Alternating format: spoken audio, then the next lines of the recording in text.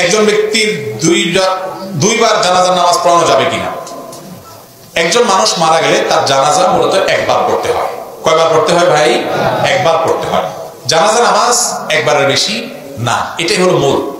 যদি কখনো জানাজা নামাজে মৃত ব্যক্তির যে ওয়ারিস, লাশের যে মূল মালিক, ধরেন কোন লোক মারা গেছে তার ছেলে, অথবা যিনি মারা গেছেন তার বাপ, সে হলো তার মূল ওয়ারিস, এই লোক জানাজা শরীক হতে পারে নাই, সে দূর থেকে আসতে আসতে দেরি হয়ে যাচ্ছে দেখে এলাকাবাসী জানাজা পড়ে ফেলছে, তাহলে ওই ব্যক্তির অধিকার আছে সে আবার জানাজার আয়োজন করতে পারে, তার নেতৃত্বে জানাজা পড়তে পারে, ওই জানাজাতে অন্য মানুষ সামিল হতে পারে। কথা কি বুঝাতে পারছি?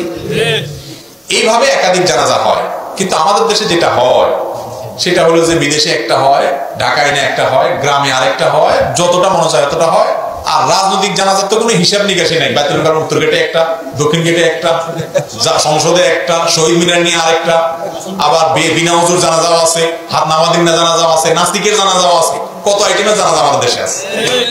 ভাই রে, একটা মানুষের মৃত্যুর পর তাকে বিদায় দিবেন, সেখানে পর্যন্ত আল্লাহ রাসূলের নিয়ম মানতেছেন না, আবার জান্নাত আশা করতেছেন।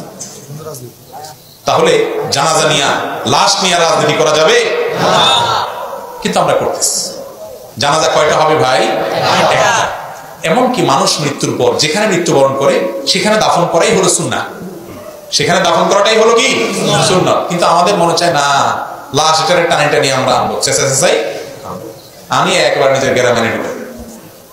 এটা সুন্নাহ না। সুন্নাহ হলো যেখানে মারা গেছে সেখানে দাফন করে দেন। লাশ দীর্ঘ সময় অপেক্ষা করে রাখা এবং টানাটানি করা এটা জায়েজ নেই। কোনো বিশেষ কারণে আপনার সেটা রাখতে হয়েছে ফ্রিজে বা কোনো কিছুতে, ভিন্ন কথা। কিন্তু অহেতুক অমুক আসবে তমুক আসবে, গ্রামের মানুষ আছে, এই সমস্ত কথা বলে জানাজা বিলম্ব করা অথবা দুইটা তিনটা জানাজা করা এটা শরীয়তে নির্দেশিত। আমাদেরকে আল্লাহ সুন্নাত অনুযায়ী চলার তৌফিক দান করুন।